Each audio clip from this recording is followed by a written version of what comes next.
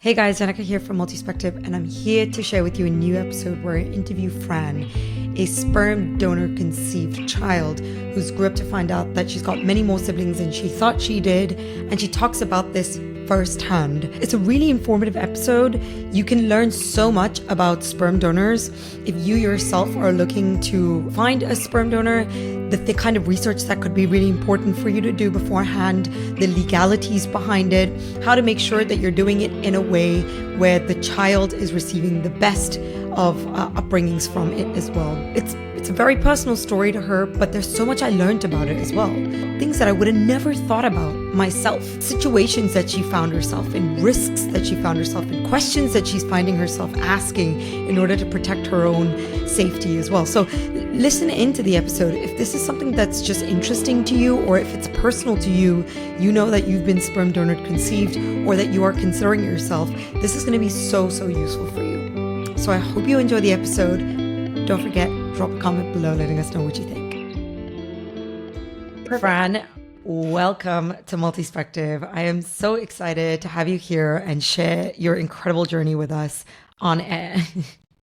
Thank you so much for inviting me.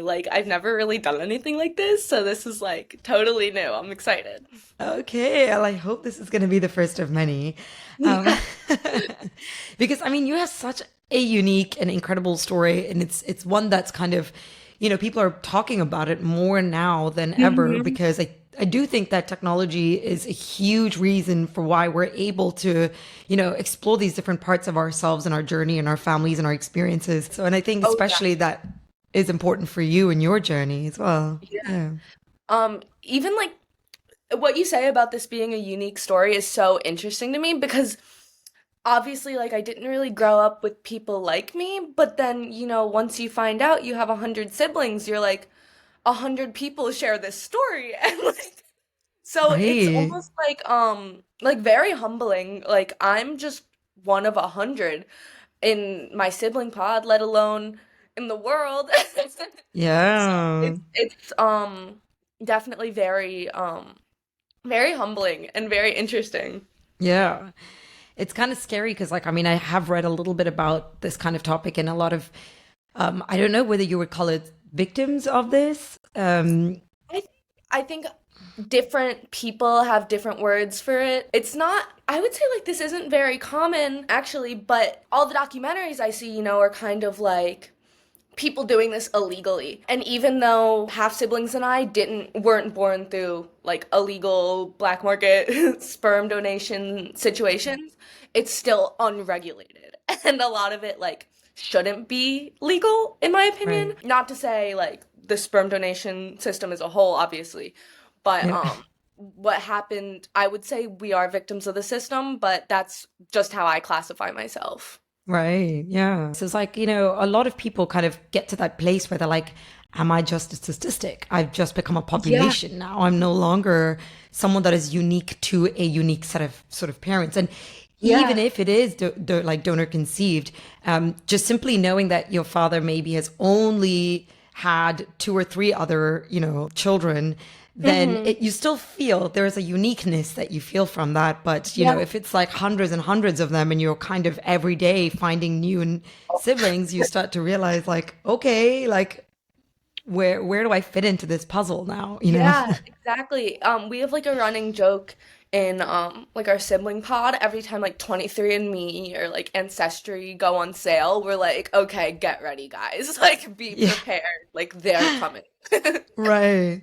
Do you feel like every time you find a new one, how do you generally feel? At this point, now that you've discovered so many, are you like, Yeah. oh, well, it's just another one? Or are you still really emotionally, affected by it?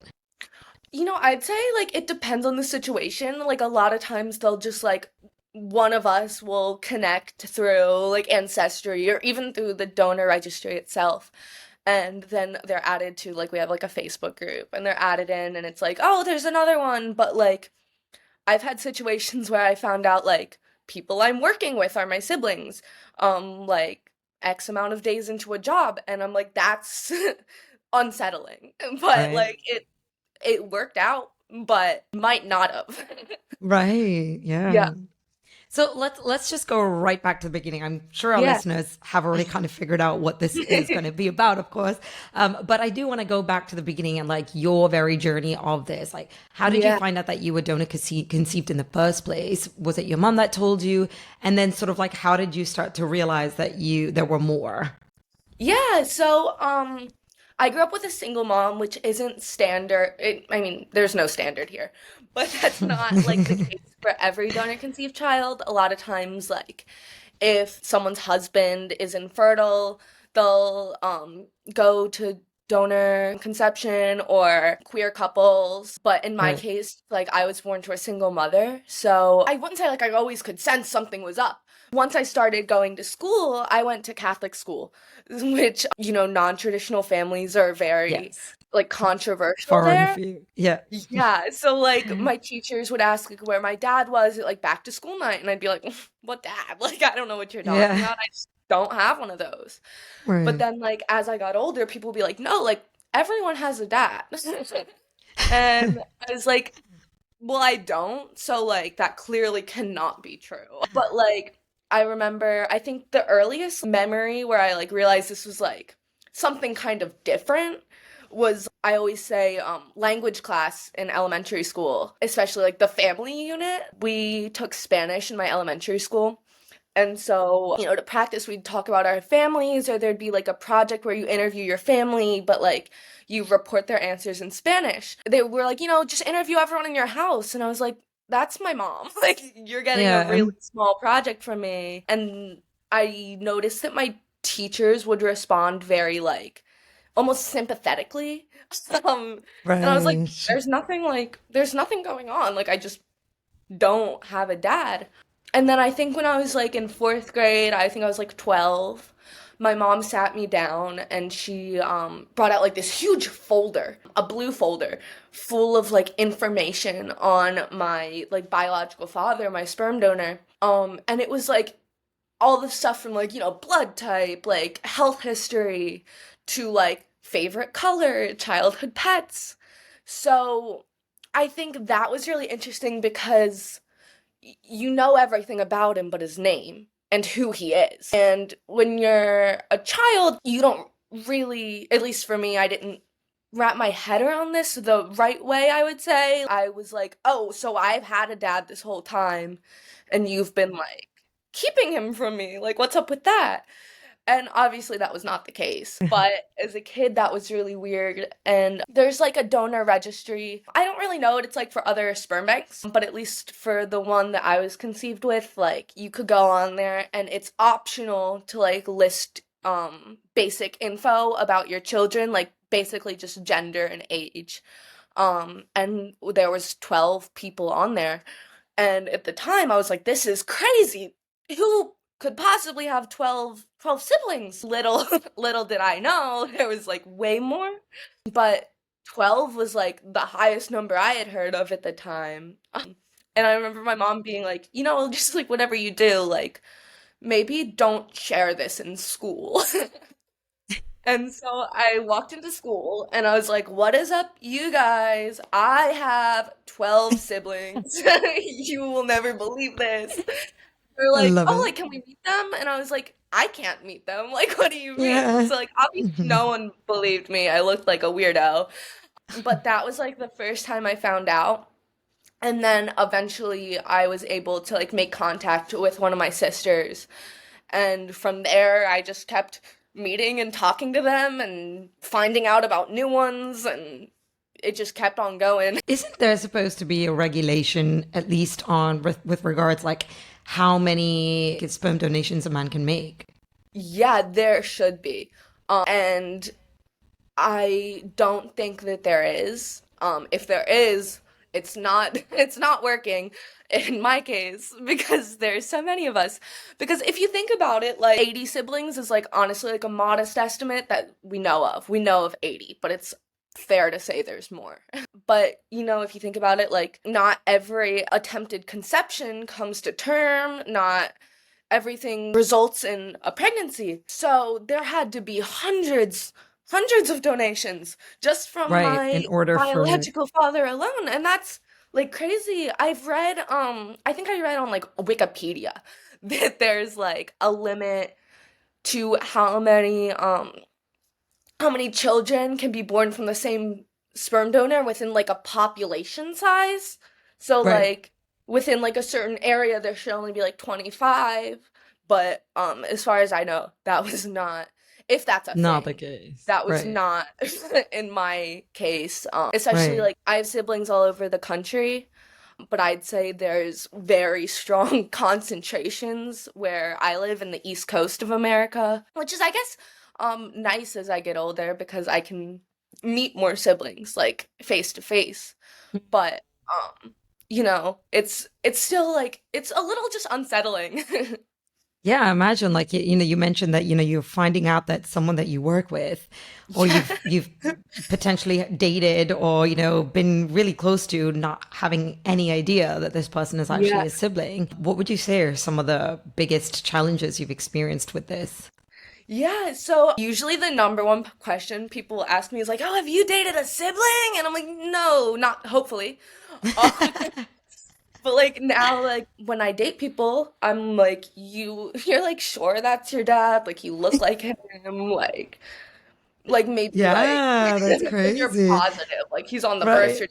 certificate, like he DNA test. So it's something I'm Like, like it's crazy to think that paranoid. that has to be a question that you Yeah, have to ask in order to weed out, a potential potential date, you know? yeah.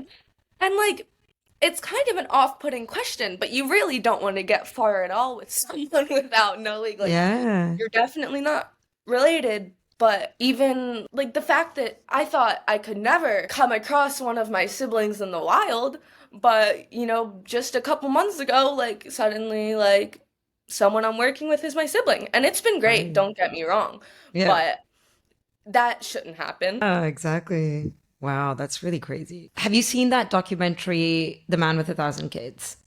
I've heard a lot about it, but I haven't gotten around to watching it, but like I need to watch it. Are you more, do you feel like you're inclined to watch these kind of documentaries because you feel like there's going to be some, useful information from it, or are you kind of averse to it because it's just too triggering for you? I wouldn't say it's triggering necessarily. It's just I think the like almost I don't want to say like underground sperm market, but like I think that's a very separate situation from mine, so it just hasn't always like completely resonated with me. But like Yeah. I still don't think those two scenarios are that dissimilar. Even in the donor conceived community, I'd say people who were born from like established sperm banks aren't always allowed full medical history, which is really scary. Like I've heard of people in life-threatening situations where just knowing their donor's medical history could help them a lot. Right. Yeah. And there's really no way to get that without the compliance of your specific donor if you're even in contact with him. Um, so I kind of went very off topic, I'm sorry. No, but But that's really actually, it's really, I'm really glad that you brought that up because honestly, yeah, there are issues that can really like health related issues. These things yeah, are passed down in DNA, and it's really important for there to be that responsibility, right? That accountability that, yeah, hey, look, like these are the things that I carry with me. And now beyond that, it's your choice to conceive or not through me, right? But, if a person is not being aware of it yeah, beforehand, well, then it is like a betrayal, right? You're bringing someone into this world without, yeah. their knowledge of what they could, have down the line. Yeah. 100%. And I think especially like in my particular situation, I'm about 21. A lot of my half siblings are like I don't want to say much older than me, but they're in their like early mid 30s. Because my donor started donating in college when he didn't I assume he didn't fully understand the implications of his actions. He said that he was doing it for like beer money. But even like back then, like, Mhm. medical technology has gone so far since then that now we have ways of detecting things that we couldn't detect back then. And we don't get Right. that updated information as that goes on. Right. So even in my case, we're a little in the dark, but Right. it's still like we deserve to know that. Have you seen your dad or reached out to your dad eventually? Did you finally find out who he is and where Yeah, he is? And yeah. so I wasn't supposed to know until I was 18, but like I said, like m many of my siblings are older Mm, than me by older. 10, Yeah. 15 years. So once like he was out there, like he was out there. And we started off by like writing letters back and forth, which because I thought that was like cool. Like I was like, I'm writing letters. But at this point, I think very few of my half siblings are in contact with him because of things that he's done related to our siblings, which that part isn't my story to share, but he's done some bad things to my sisters and my siblings. And so now with that happened, there's really not a way now for us to be like, hey, by the way, Yeah. could we get that medical history? The lack of communication there, I would say, has had consequences that I didn't expect. Did you ever confront your dad or ask him, like, why did you do this? What's the reason for, spreading your seed so far and wide? Why couldn't you limit it to, I mean, did you think about the consequences of what you were going to do? Like, did you ever have that conversation with him? I didn't have that conversation with him actually, but when I got that folder, I got a little CD with like an interview with him, which was like kind of a like fun thing to have, I guess. Yeah. Um and so from what I gathered, my donor donated in like two different segments. So that's why I have some siblings who are like 15 years older than me, and they're kind of in the older group, and then there's like a gap in the middle, and then there's like me and my like younger siblings. And so from what I understand, he said that the first time he donated it was for beer money. And then the second time was he was married. And so it was for like, I don't know, things that couples need probably. I think that especially when I first started talking to him, I was almost seeking like a paternal figure, which obviously not the right person to go to. Yeah, because I do think a lot of like kids, are looking to a father figure, right? And you're ultimately looking for your father to have that fatherly figure connection. So it totally makes sense. But Yeah. having to realize and recognize that that's not going to be provided by your actual father, and rather Mhm. he's just a person to get the information that's needed for your Yeah. livelihood, and that's kind of as far as it goes. So Yeah. your donor conceived father never kind of never took on any kind of roles, or like maybe financially helped in any way, or supported in any sort of way, just Definitely not for me. I have some siblings who live more in his like region of America that I believe had more of that kind of connection with him, but we don't have that anymore. That it's for the best. We have each other. how is it then when you speak about it with your mom? How did your mom come to terms with all of this, like knowing and understanding that there are so many of you? I think because I grew up an only child, like I'm my mom's only child, and so I Hmm. think it was difficult for her to see me like actively like almost seeking a father. I could definitely see how that would make her feel like almost not enough, but that was never the case. I was a kid and she was a mom, so we couldn't really have those conversations, especially when I was like 12. But I think when I started talking to other siblings, I would talk to them very often. Like had to have been at the very least like weird for her. Like Yeah, she's talking to exactly. her sister, but like I've never met this sister and I don't know who she is.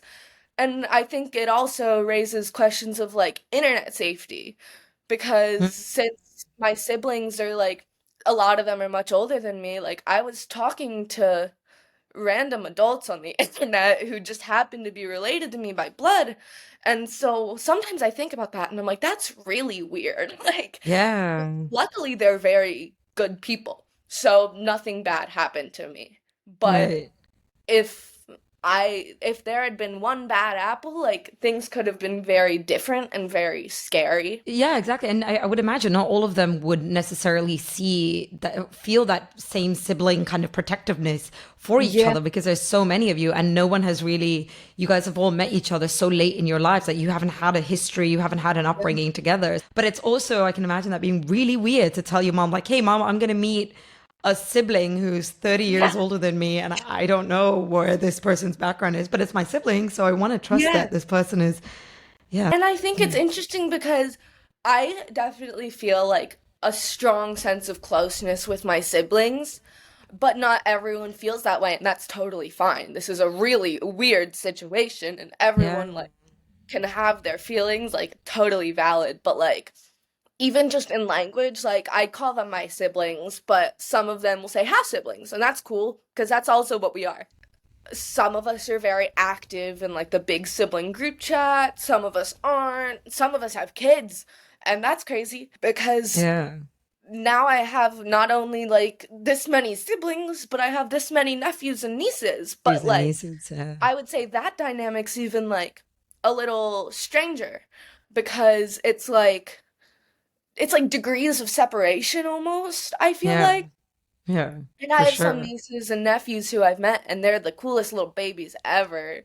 But like, there's some I hardly know, but I'm like, biologically, I'm your aunt, but like, you don't want to overstep that line at all because like, that's Yeah. weird.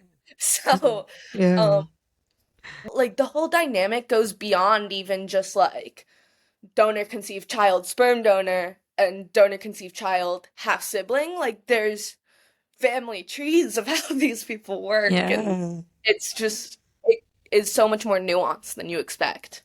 So tell me about if you were to make a family tree today, that same assignment that was given to you when you were in high Yeah. school, what would it look like today for you in your mind? That's like really funny. So I'm in college now, and I'm going to be a junior, but my freshman year I had to take like language classes, and I went back to Spanish, and on like a test it was like, like write a paragraph about your family. And my professor like took off points because I said I have 100 siblings. He was like, "Surely you mean 10." And You're I like, had to nope. like I didn't even bother going up to him, honestly, because I did so bad on that test that 6 points would not have given me anything. But they're a part of my story, but I kind of keep in my head like my sibling family, like my sibling pod, separate from my the family I grew up with for the most part. Obviously there's like exceptions to that rule. Like I have a brother who I invite to Thanksgiving every year. Even Yeah. if he goes with another sibling, it's fine. I don't take it personally. Yeah. But like some of my siblings, like some of my older siblings especially, are like close with some of the younger siblings' parents because in earlier, like probably like when I was less than 10, our Facebook group was the parents of the younger siblings and then just the older siblings. So then there's that kind of dynamic. It's really hard. Yeah, it's complicated. Um, yeah. I'm just wondering, like, if your mom were to have a second child, hmm if you were to have like I don't know, like half siblings, but from your mom's side, well, that could make things even more sort of a really interesting dynamic, because it would be like, well, still a half sibling. Yeah, 100%. I see that in my sibling pod because, everyone's familial situation at home is different, even though we share this one, like, kind of weird thing in common. Mm. Like, I have siblings who have, like, siblings that aren't related to me that are born from another sperm donor. So, like, they're still half siblings from the same mom, but two different sperm donors. So they're, like, Oh there's yeah. that, and then there's like twins and triplets, and there's people who were like not close with the families they grew up with at all, and there's people who have siblings that aren't their twin, like growing up with them, but are from the same donor. So it's like really interesting hearing, everyone's different story if they're willing to share it. Right. Oh my gosh, yeah, I didn't even think about that, right? I mean, I was just talking about your situation, but I mean, the reality is that true. Yeah, if you, for example, had a sibling with hmm with your mom, technically they would also be related to your dad's side Yeah, siblings, if it half was the siblings. same sperm donor, or it could be a Yeah. different donor. Yeah. Like, there's so many different like structures of these families that have donor conceived children. Okay, so talk to me about like what are some really cool, ways or things that you found that connects you to your siblings, like things that are similar between you guys that you maybe only find that to be quite unique to you and your half siblings that Yeah. maybe has come from your dad. Yeah, that's like really interesting. I noticed, especially like reading through the file on my dad. I know this is kind of off topic, but like I would notice like shared like the favorite, like my biological father's favorite like soda, and or like sparkling water flavor. One of my sisters, she lives in Arizona. She is like, we joke that we're twins, even though she does have like an actual twin, because I think we think the exact same. We're just on the same page. And I think the biggest thing is like when you're on the same page with a sibling, it feels like maybe like there is something to all of this, you know? Yeah, because it makes you really think about this nature versus nurture, right? Like how much Yeah. of things is because of an upbringing and how much of it is Mhm. really in my DNA, right? Even down to the Yeah. likes and preferences. Because like this is besides the blood that we share, she's a stranger across the country. So, it's easy to look for things in common to kind of make sense of all of this. And make these connections meaningful. You know, when you tell people like, "Hey, I have like a crazy amount of siblings and we're like from a sperm donor." Some people will be like, "That's so cool, like you have siblings everywhere." And other people are like, "That's not what makes a family." And to each their own, but like what makes a family is just that connection, in my Right. opinion. And so sometimes you almost resort to trying to create those connections Yeah. just to like validate that relationship in your head. The term like blood is thicker than water, it's very straightforward for most families, but for Yeah. my situation, I share blood with a lot of people and Yeah, that's not exactly. always true unless you want it to be true. Right. Can you tell me, like, for example, if you have you or any of your siblings really negatively affected by this situation and decided to take a court case against your sperm donor, what do you think the outcome would be? Are there any laws now to support this kind of situation, to support you guys in this situation? I think that there's still kind of that gray area there. To my knowledge, none of my siblings have even like thought of that, at least not for like just these reasons. Like other stuff he's done, I'm sure they could and they could win. But Yeah. just for the way we were born, I think even though there's not a lot of regulations in place for like, the number of us, there's not a lot of regulations in place protecting us as the donor conceived children. But there are things in place protecting the sperm donors, protecting their anonymity. In a lot of cases, like you can never meet your donor. He is 100% anonymous your whole life. But a lot of that has changed since, the creation and the popularization of like DNA tests. Even Right. within my sibling pod, everyone has a different experience with how they found out about him, et cetera, et cetera.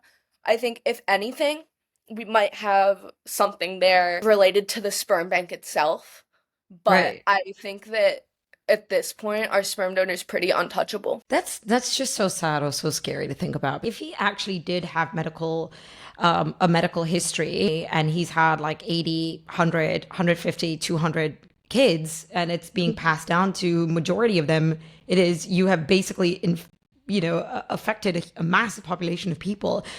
Mhm. That it's weird to me that something like this is not even a point in the court. But just the fact that that the lack of transparency in something like this, where there Mhm. are very very obvious ethical concerns. Even if, let's say, our donor found out that he had a medical condition like today, let's say that happened, there's no way to contact everyone who is his biological child. There's no registry that has everyone born to a certain sperm donor. So even the sperm banks don't know this. You don't have to report when you get pregnant from a sperm donor. It could just not work out, like you just don't get pregnant and you go to a different sperm donor. There's no way to count everyone. So even if he was being transparent, there's not like a contact situation.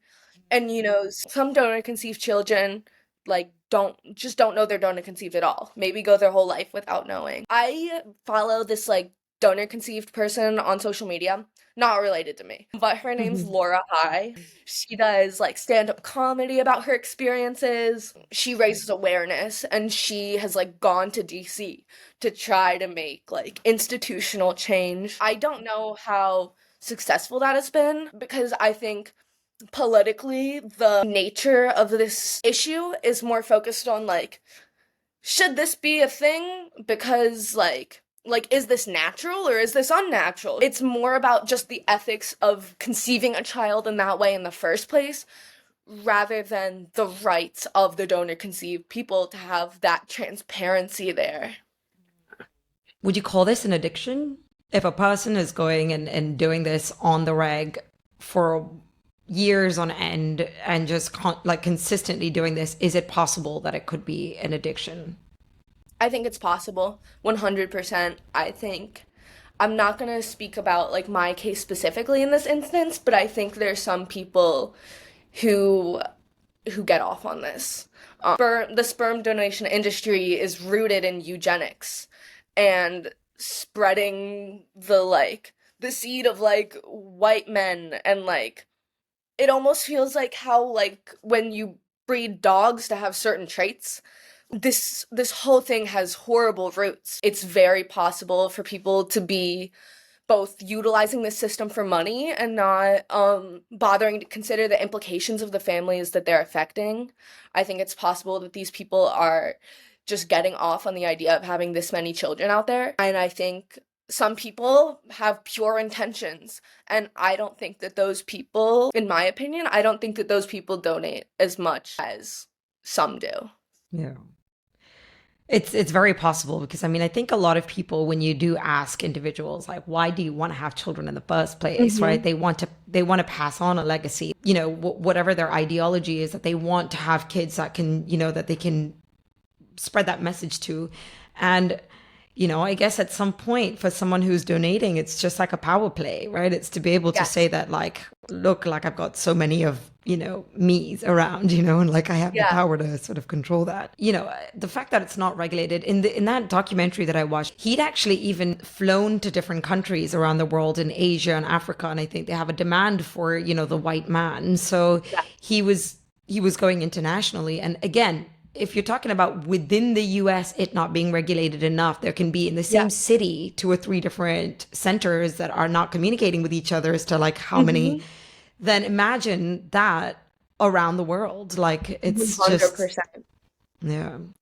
It's like, I think there's something that is inherently sexualized in my experience about like the concept of donor conception as a whole. I think that a lot of sperm donors, like, this is like a weird thing that they're into, but at the same time, like, I've had experiences, especially as a donor conceived woman, where I've told people that I've been like donor conceived, and they've completely like sexualized this scenario, and they've been like, oh, well, if I impregnate you, how will that work? And it's just like, there's very gross misconceptions and very gross sexualization of donor conceived people in general that, we didn't sign up for. I'm sure that our parents who had us through donor conception didn't consider this happening either, because why would that happen? Not only do a lot of donors sexualize this whole system, but a lot of like outsiders also do, which is, I think, very odd and very gross. Yeah. Have you heard of any stories of siblings meeting each other in some interesting, weird ways? Nothing like too weird. Like I know two of my sisters like ran into each other in a mall once, and that was the first like instance I've heard of like siblings meeting in the wild. And it really like opens your eyes to like how possible this could go poorly. Like let's say they happen to be attracted to each other, like that's like there's so many ways this could go wrong. And even though for a while when people would be like, have you ever dated a sibling, and I would be like, that's a weird question, the second I found out that I was working with a sibling, I It's a realized that possibility. Yeah. you can meet siblings in the wild. And that's Yeah. crazy. So just Yeah.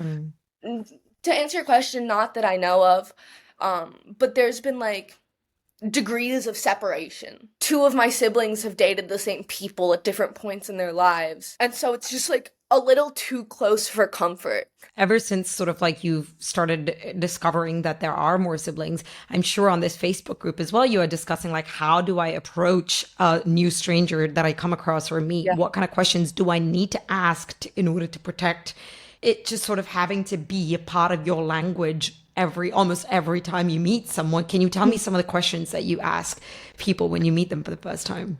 Just as like as some context, thankfully I haven't had to do this in a while. I've been with like my same partner now for over 2 years now. We live together. It's great.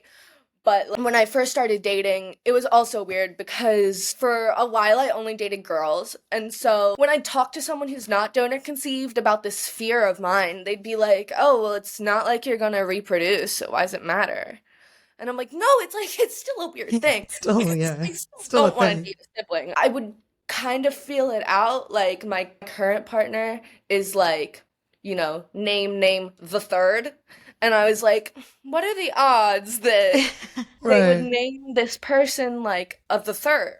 Not even a junior, like they made it down to number three. And like they're not related. So like I got lucky there. In the past, tried to be subtle about it. Like, and by subtle, I mean a little creepy, like looking up like pictures of their family on Facebook and like comparing their faces. So, you try to feel it out, like subtly ask questions about their upbringing and like some small talk. That I have like kind of a heightened level of paranoia. One, just in general, and like two, living in a geographic area where a lot of my siblings are like centralized. One of my half siblings grew up in the same city as me, like the same small city in Delaware. There's no easy Yeah. way to do it. Can you talk to me a little bit about the reliability, validity of 23andMe? Because I'm guessing that's probably the platform Mhm. that most of you guys were finding each other from. Have you been fully depending on that, or do you take blood tests and stuff like after to Mhm. just kind of confirm the fact? I think my situation is unique because a lot of my siblings meet each other through 23andMe, but I was like one of the ones where like my mom knew my donor number because each sperm donor has their own like little like 4-digit code.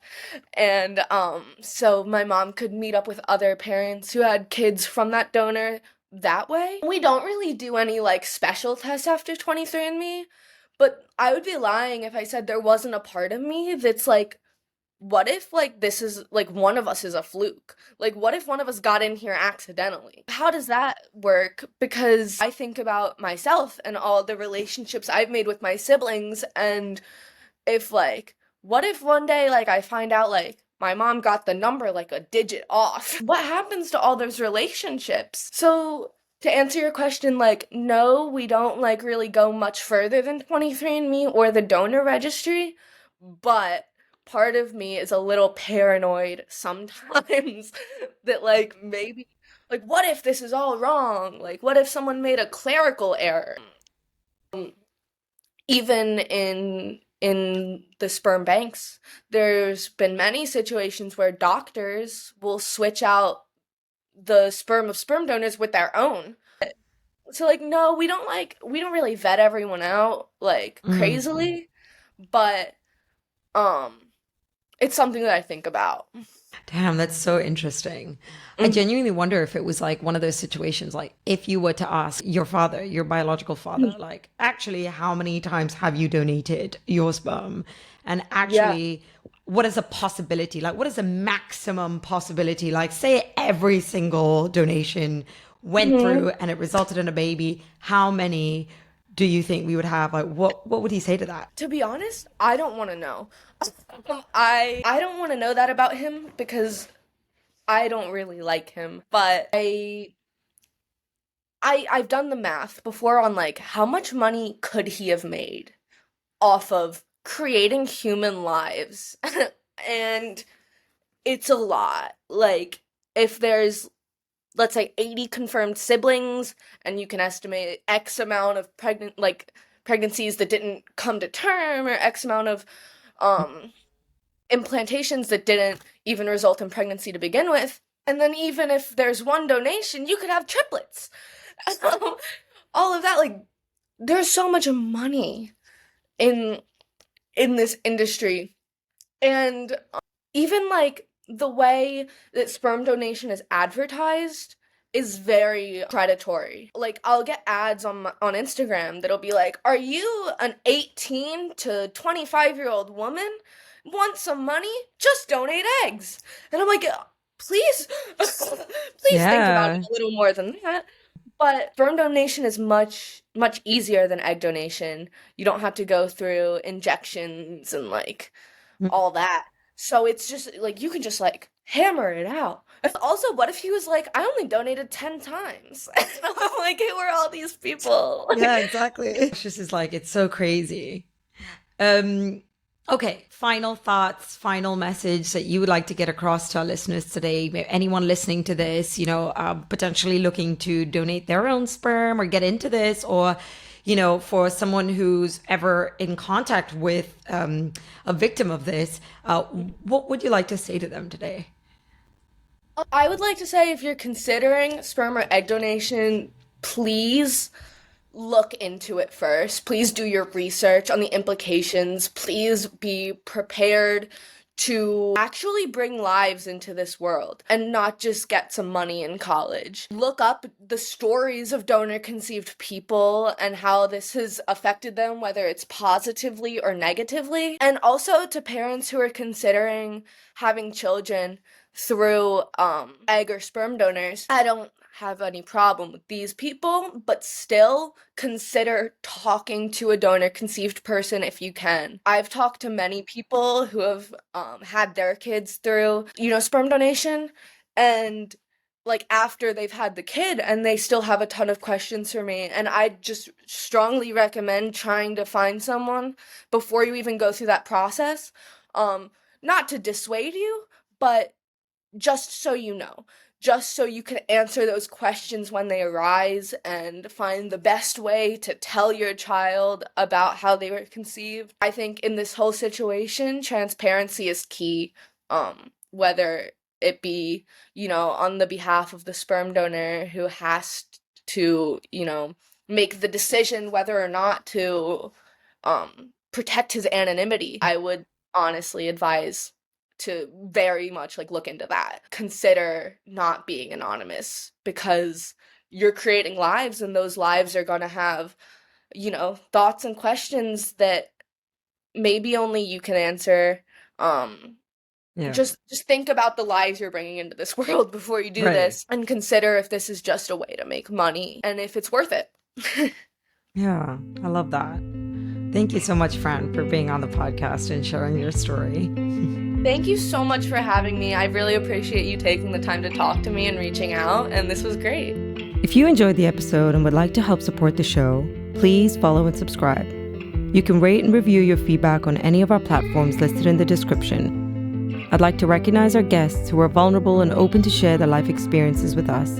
Thank you for showing us we're human. Also, a thank you to our team who worked so hard behind the scenes to make it happen. Lucas Piri, Stefan Menzel.